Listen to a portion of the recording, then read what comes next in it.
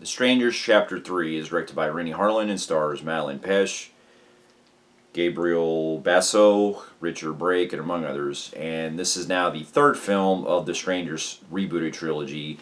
And in this story, it deals where Maya, from in the end of the last film, gets captured by the Strangers, and the Strangers are trying to get her to do her dirty work by having her become one of them. And it's pretty straightforward in everything if you kind of get from what the trailers are going for. And it also dives finally into some major backstory that's involving with the killers and everything, where it really feels like at this point you might as well not even call it the Strangers anymore. And so now here's some backstory. Now this movie was directed by Rennie Harlan, who I've already talked about in the other videos, so I'm not going to go into too much detail other than I've enjoyed his older works like with Nightmare on Elm Street 4 and Deep Blue Sea and stuff, but when he was able to take on this trilogy, I don't know what they were thinking with this, because this to me I think was one of the most unnecessary horror trilogies that I've probably ever seen in my life. And I love the original Strangers film from 2008, and while I haven't seen Prey at Night, I still, one of these days, still need to fully finish it. I've seen most of it, but just haven't finished the movie. After the first chapter came out, after Strangers Chapter 1 came out, I found myself really wondering, like, what exactly was this trilogy trying to accomplish? Because the second one was so bad that it felt like filler, and this one, I just was really just trying to watch it and get it over with, because I just really wanted the series to be in. And so I had no expectations for this to be good, and while I wasn't disappointed, this, to me, unfortunately, I feel like was probably the worst one, because not only was it very pitiful as a slasher film, but also in the Strangers universe, it feels like it ruins everything that I've come to really enjoy from this franchise when it used to be that very simplistic nature of it. And everything that I really liked of what was from the first film, I will still always hold on to that, and I like to pretend that this series never happened. While there's some there's some little things I can appreciate, at least what Chapter 1 was trying to do, 2 and 3 feel like they are the essence of everything that you don't do when it comes to trying to go into the mythology of trying to set up a horror when you're a horror franchise and trying to take all the mystery and all the scary stuff that I really enjoyed with the original film, and butcher it like crazy. And also, this has got to be one of the most boring slasher films I've seen too, where it is such a slog to get through. But to get into that, if I'm going to get any kind of pros, we'll say Madeline, she does what she can. I hope that she goes on to do good things in the future, and she really tries her best in all three of these films. But unfortunately, they really give her nothing to work with here, and it really feels like this is probably my least favorite performance of hers in this so far, because it really feels like she's such in a catatonic state to where they really give her really nothing to work with, so to speak. And that really falls more into the direction and writing, so it's not really her fault, but it still really feels like she didn't really get much to really do in her performance in this one. And then on top of that, I will say that there is some interesting stuff that there's a good idea they come in mind that I was really interested to see what they were going to go with, but there's an idea about what we could have had as far as the reveal of the sheriff that takes place in this. Now I'll get into spoilers in that in a little bit, but when they do the reveal of it, I was like, okay, I appreciate what they were trying to go with to an extent, but unfortunately it's very ruined because of all the other stuff that really plays into the bad writing in this. So there's a good idea, but unfortunately it's executed really poorly. But that's it. That's like the only kind of small little pros I can give the film, because to get into my cons now, where do I start? Now, already from the get-go, this movie really beats itself to a point where, already in the beginning, we already get into the backstory that's involved with the Strangers at the beginning to let you know what's going on. To where we actually reveal, and this is going to go into spoilers, so for those of you who haven't seen it, you have been warned, where we're now seeing that at the end of the second film, when it reveals that when the Strangers were kids, they killed when they ended up killing someone. It reveals in this one that the sheriff actually got his son out of incarceration, and then he ends up witnessing that his son ends up pretty much killing someone at a young age and ends up covering it up. Now, this idea, like I said earlier, can be interesting if they were going to go with something pretty unique with it, but unfortunately, it really doesn't go any. It makes it really. It leads into more plot holes than you can really think of because of all the shit they keep doing for him to cover up this stuff. Because we get into all these years where the murders are happening and stuff, and it really feels like there's a lot more things they could have really established with that plot point. And I know it's trying to keep it very simple where you don't want to go too complex with it and stuff, but that raises a whole lot of questions how this sheriff has been covering all these murders for years. And also, I will have to give him some credit. The de-aging they do for Richard Brake in the flashback scenes were actually pretty impressive, since it was only just used for a very little. But for the little part that we get, but for the little that we get to see of it, I thought was really cool how they were able to make him look a lot younger. So I thought that I give him a pro for that. But now we get into all the other stuff that involves where they take Maya in for the strangers take Maya in all because they killed one of their own in the last film. And at first it was really making me question like what exactly they were trying to do, because they have this scene that takes place in a church before that leads up to that, where she ends up going to the church, and then the masked killer ends up coming in there without his mask on. And we've already established, if I remember in the last film, they've already established that these killers pretty much were already revealed who they were. It made me really wonder, like, what the fuck was this? The point of this, the part where the scarecrow one comes in without his mask on, and he's just talking to her, and it's like, are we still to believe that he's not the killer and stuff? We know who it is, and so it really baffles me why they even had to have him without his mask on. Because all throughout the rest of the film, it makes you even wonder, like, what the fuck is the point of him still wearing the mask or taking his mask off? Because it's not like he changes personalities or anything. That would have been interesting. But no, he's literally the same person. He just, what is it supposed to be, like a blank? I mean, I know it's supposed to probably him to hide his emotions or something, but it still really made no sense why he keeps going throughout the film having his fucking mask on in scenes where he's with her. Now, there's other scenes where he's around like others and stuff, and he has to wear the mask and everything. But there's like a whole scene where he takes her in and everything after she takes off from the sheriff's vehicle and she crashes, and he brings her into trying to get her to become one of them.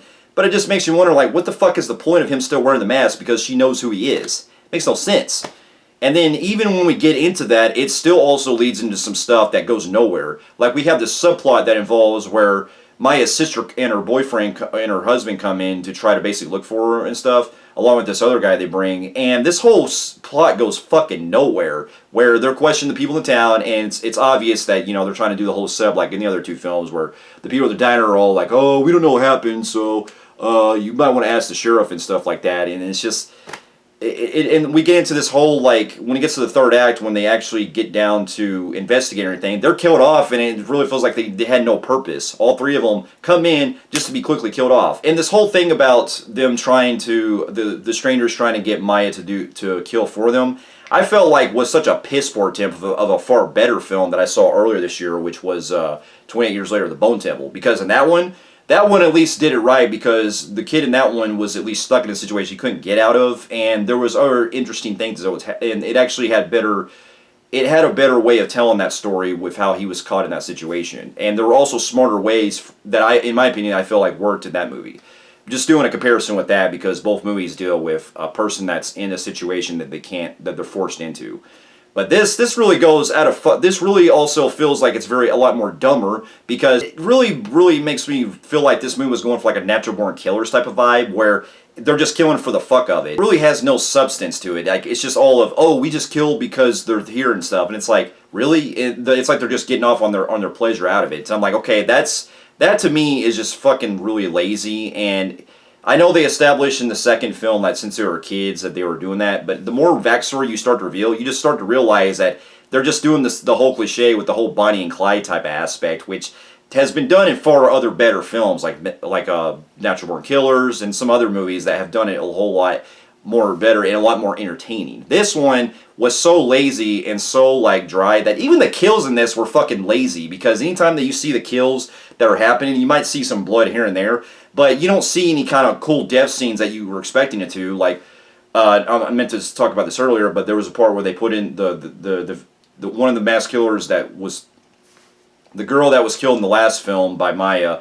They put her in like this kind of like a wood chipper into this sawmill, and you don't see any blood or anything. It's just off screen. And most of the fucking kills in this are off screen, where you don't really you can't even really pay attention. You can't even really see much happening. And I know that the original film from 2008 was also trying to go with the whole less is more approach, but this is now 3 movies into this, and they're still getting lazy. Not to mention, the whole subtlety is gone because much like Chapter 2, they rely mostly on loud noises. I'm sorry, but making it very loud for jump scares is not fucking scary. And any kind of like atmosphere that could have been really like had a good blend with it is gone with here. Because at least in Chapter 1, they still try to have a good way with that, with trying to set it up and stuff. But here, it's just all the typical jump scares, the loud noises, everything that you come to expect in this. And also, it's just repetitive on a lot of the same stuff where it's like, is Tamara home? Kill. Is Tamara home? Kill. I'm like, it gets annoying. Like, it gets really annoying seeing this throughout every fucking movie at this point. Where I'm just like, oh, I just want this to end so bad. And to top it all off, there was also opportunities that Maya could have gotten out of herself easily with, that she could have easily killed both the Scarecrow dude and the other girl easily. Where she does, spoilers, she does, well, they're in the motel room after they break in and try and tie up the 2 victims and stuff. Maya just gets in that kind of state where she gets handed the knife, or she gets an opportunity right there where she takes the machete, or she takes the knife and kills the girl, and then the masked girl, and then she could have easily killed the Scarecrow dude right there, but she don't fucking do it because she just fucking is so catatized like this, just, you know. And I understand that it would probably be very hard for someone, especially when they're killing someone for the first time, it'd be in PTSD. But she had it right there. If she would have killed both of them, she could have had an easy opportunity to free the other girl. But no, she just fucking just sitting there, just in such a catatonic form, and just having the other girl, having the Scarecrow dude kill the girl. And then later on, when we get into another scene where she's just sitting there in the truck while the Scarecrow dude kills not only both her sister, but also the other dude. And it's like, what are we really trying to accomplish here? And then we get into a climax that really feels like it was so, like, what the fuck were we trying to do here? Because she ends up, and this has also pissed me off too, she conveniently has a shotgun that's inside the truck the whole time. I'm like, what? You mean this entire time you had a gun and you couldn't even shoot the motherfucker while he had your sister, or you could have shot the sheriff like when he got out or something, or they could have found some way to make this actually make sense. But no, she's just so, like, it's not until the last second when it's only when the plot calls for it for her to actually do anything, because after they leave it's like, all right, now I'll go do it since I've lost everything. It's like, you could have had it right there. And so, and when she gets to the last 2 with the sheriff and the Scarecrow, she ends up going into the underground bunker where she was held and everything, and it gets into where there's not even really much of a fight. She goes in, kills the sheriff while he's just sitting there, and he's like, he's accepting for it, even though earlier in the film he was trying to cover up his tracks and everything. And it's like, what the fuck was the point of all this?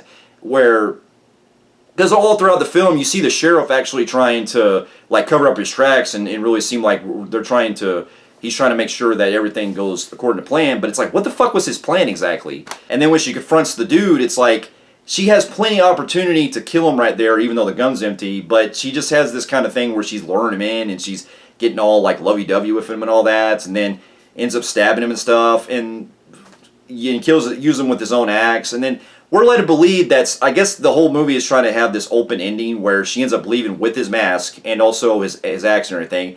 Are we to believe that she's going to be the next fucking killer or something? Like, what is the movie trying to go with this? And if it's trying to be ambiguous, it really did not earn that, because it failed on all fronts with it trying to tell us, oh yeah, she's now the killer. I'm like, okay, what the fuck was really, what were they trying to accomplish here? If they make a 4th one, I really don't see where this is going to go at this point, because not only would she probably be easily identifiable if she is the killer, but also it makes no sense why she would become a killer herself, especially for all the trauma she went through. You know, it feels like she definitely she doesn't go. I don't really feel like she should become the next killer. And so, I gotta tell you, this is definitely one of those kind of slasher films that it should have just ended from 2000. It should have never had any sequels. I will probably someday check out Pray at Night just out of curiosity. But this, to me, was such a piss-poor attempt of trying to bring this franchise back, and I'm done. I really hope they don't make any more of these in the future. And so with that, I'm giving this film a flat line on the Film Freaks meter, and it's already on a contender. It's already so far my worst film of this year, of 2026. And so For those of you who have also seen The Strangers Chapter 3 and also the other films, let me know in the comments what you thought about it. And thank you so much for watching, and I'll see you in my next review. I'll see you later.